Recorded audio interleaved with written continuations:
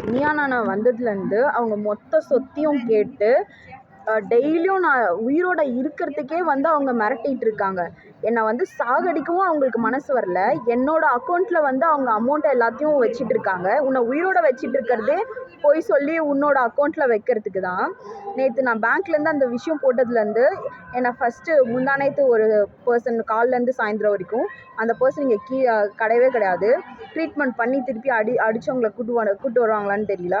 Next வந்து பார்த்திங்கன்னா இங்கே வந்து காமராஜ்னு ஒரு ஆள் இங்கே வேலை கொடுக்க மாட்டாங்கன்னு சொன்னாங்க. நெக்ஸ்ட்டு வந்து பார்த்திங்கன்னா ராதே ஹோட்டல்லேருந்து அந்த லதான்னு ஒரு லேடி ஃபோன் பண்ணிச்சு.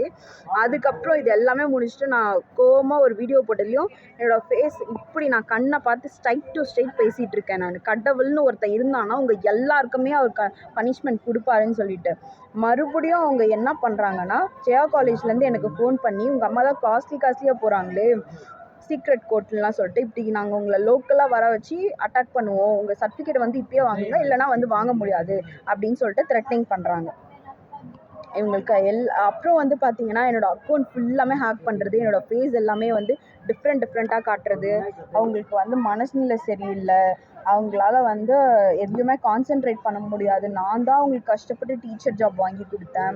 அவங்களுக்கு வந்து எதுவுமே தெரியாது. அவங்க பொண்ணு 10th ஃபெயில் ஆகிட்டு ஏன்னா இப்போ தானே பிஇ இன்ஜினியரிங் படிச்சுட்டு இருக்காங்க.